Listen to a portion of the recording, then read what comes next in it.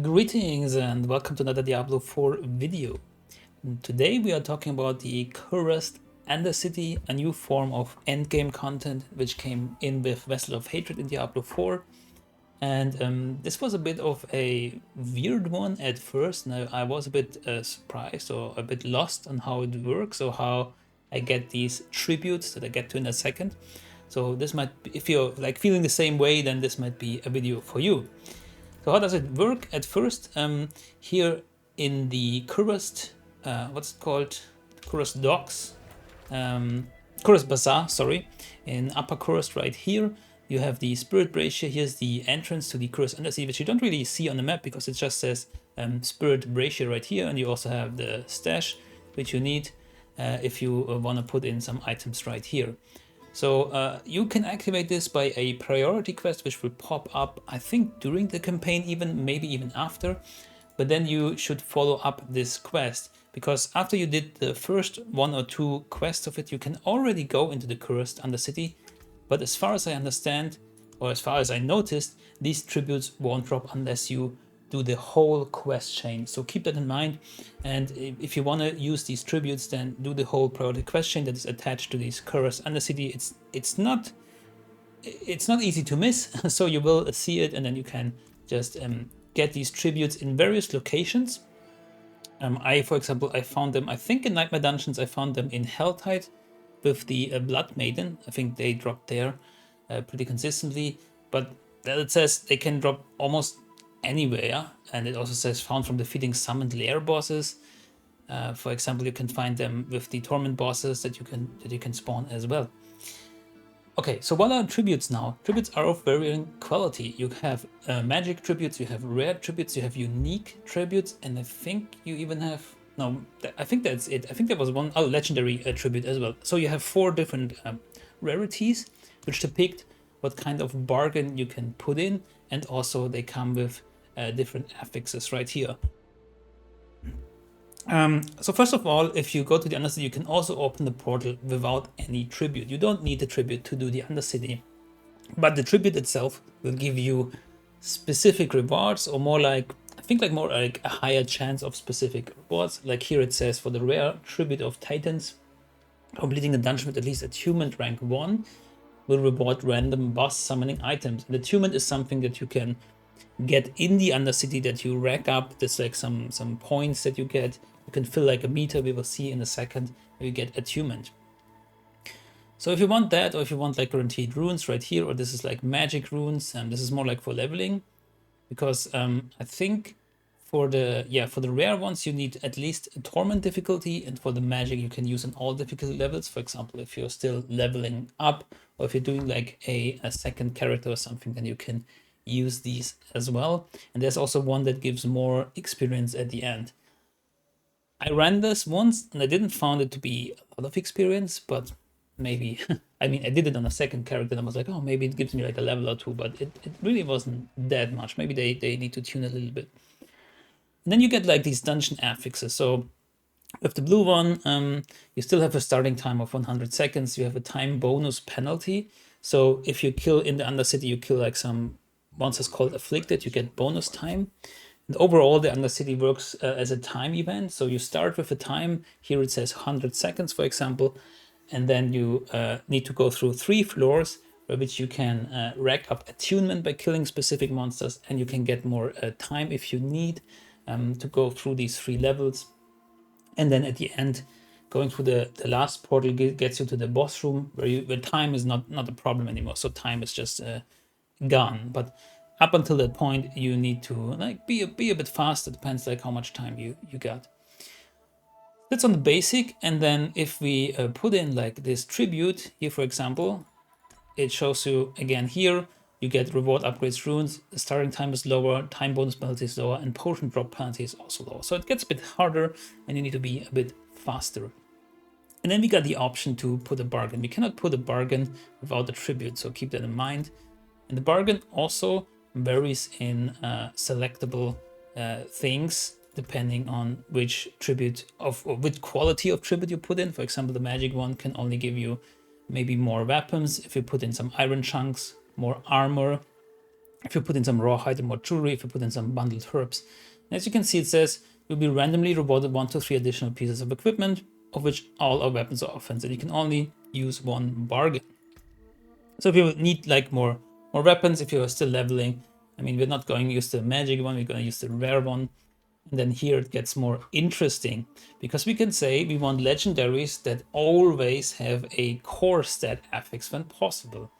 So for example, core stat for me is the dexterity right now, and I want dexterity on almost all of my pieces, so this will be very beneficial if I'm looking primarily for legendaries that have this core affix. You can also say legendaries will possess a normal affix related to your primary resource when possible. This is more related, I think, to rings, for example, or maybe the amulet, something like resource cost reduction, if you're looking for that, and so on and so forth. And here I need veiled crystals for it. And you can also say, oh, I want only offensive legendary powers, defensive, and so on. And then you need the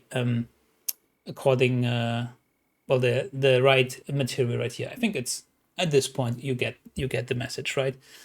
And chaotic uniques is actually kind of interesting, and we're gonna do this because it says you may find uniques for any class. So I'm kind of curious. I actually found 1 or 2 uniques from other classes during my time leveling through the expansion, but mostly it was Spiritborn stuff. So let's open the portal and let's see what we get. District run active, and then you can go in. And it doesn't start immediately in terms of the timer. You are thrown into some, safe area. But as soon as I step out of this ring, the timer will start. So it gives us time to look at the map first. So as you can see, there's like these braziers right here. I don't know why I cannot mouse over, but this is what it is. And I want these to fill my attunement meter. And also says here, attunement, ignite beacons, slay monsters. So not only the beacons give you attunement, which I first or previously thought, but also slaying monsters in general gives you a little bit. So if you only go for the bracers, and I experienced this, then you will not fill the meter all the way up to level 4. So you also need to kill enough monsters. What is enough monsters? I don't know. We need to see. And then there's these ones with the hourglass right here. I'm not sure what this other symbol means. It's like a sword and then like a house or something, which is kind of interesting. But here are spots where afflicted monsters are, and they give you a time bonus. You can go over the 75 seconds, you can go like to 200, you can go whatever you have. So these only matter if you need more time. So you primarily go for the braziers and of course monster kills. And if you want to have like a chill time with enough time on your hands, and you go also for all the afflicted, so you can just chill or breeze through it. And yeah, again, this is like has 3 levels, so you cannot get the attunement up to rank 4 here in this level. I don't know if you can get up to rank 1 in the 1 level, we need to see. But then in the end, there's the last portal when you go through it and you go to the boss, and then the time goes away. Like you have enough, you have, let's say, infinite time, but you have time to kill the boss in your own time. And yeah, that's about it. We are in Torment 2, so it matters like which difficulty level you are in the overworld, which should you pick. So that's also depicts like how much, how difficult this area will be. I'm gonna use some opal for some more experience. Not sure, nobody here drops really something. I don't know if it applies to the last. I'm getting damage. If it applies to the last chest or something, but it doesn't matter. I do it for the experience. So it also is worth it in terms of that. Kind of always want experience because of the Paragon restructure, and it's supposed to take a long time to get level what is it, 300 Paragon. So you can see I get some more time. I'm actually over 75 seconds already, and I'm already racking up some attunement. And now I use this Spirit Brazier, and then I spawn some monsters, specific monsters that I need to kill, and now I got a big chunk of attunement. If you're interested in this build, I have a build video in the description below, where you can check out that full Centipede build, which is really doing great work. It's lots of fun. It's really embracing the nature of the poison. Actually put in Vortex for now. I'm just testing it out, like on my Y key right here. I had Toxic Skin before. Right now I'm playing around with Vortex. I could also get it with like runes, I know that, but I'm using different runes, let's say. And then here's another. This whole thing like takes a few minutes, and I feel like at least for my build, the normal monsters right here, they are pretty easy. And the boss has some mechanics, so we will see that in a minute or two. So stay tuned. And there we go. And then we can go here, get some more time. I think these little houses are like, there's some structure that I need. I think it's a structure. Because there's also these time monsters, or give you time during the course, like that you just see, that you just find. They're not on the minimap at first. So we can also look here. We have like some break here. We can go here and here and here and here if we want to have an optimal path. But since we have enough time on our hands, it doesn't really matter.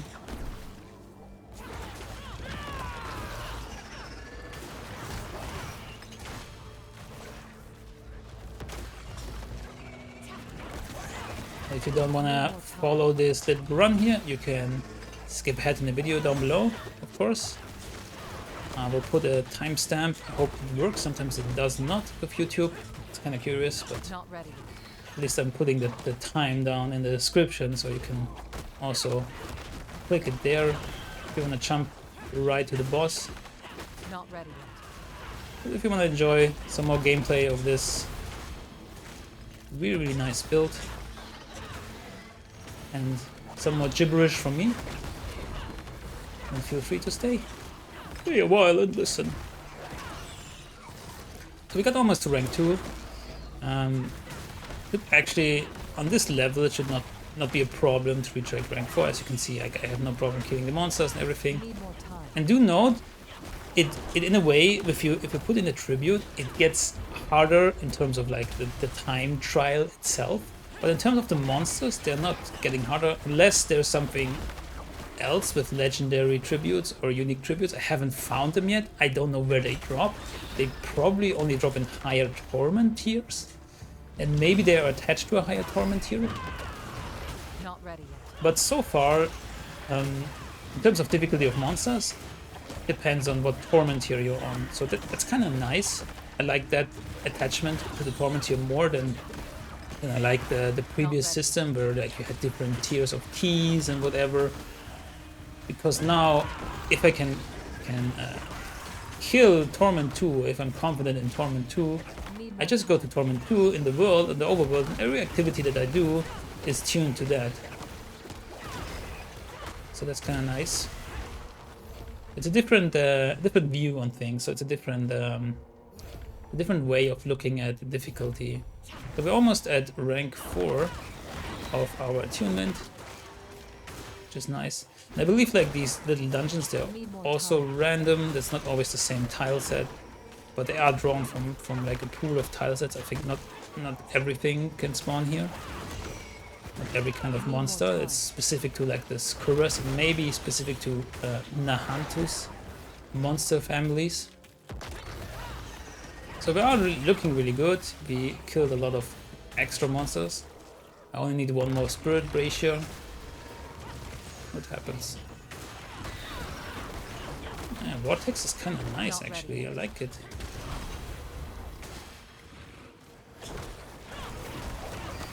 Because I'm fearing the monsters quite often. I don't need to do this spirit ratio. I'm just doing it for the fun. I'm fearing them, and so they're running away. So Vortex pulls them back in, which is kind of nice. So now the last portal. As you can see, there's no timer anymore. So it also says time is no longer a concern. It's kind of neat. And then back here, there's nothing. It's just like a room. And then as you can see, there's just the boss room. So let's go there. It says slay Longtooth. So our boss enemy is the Longtooth. And I just accidentally clicked on my ultimate, but it doesn't matter. Because the Centipede is also following us. As you can see, the boss is kind of tough actually. So they have some mechanics. They even sometimes have one-shot mechanics. So be wary of that. now I'm getting it vulnerable. I think my lucky hit chance is just too low or something. So I have lucky hit vulnerability, a chance to make them vulnerable, a pretty high chance. Not stacking up vulnerable damage anyway. So there you go. This is the boss, and now we will see what drops. So remember, we put in this little tribute, which should give me more runes, and then we also put in chaotic, so that maybe we get a unique from a different class.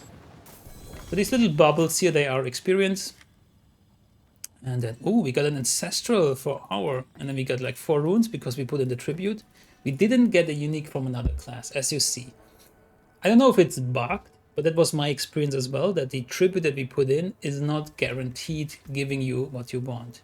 So we got Rod of Kabeleke, kind of nice.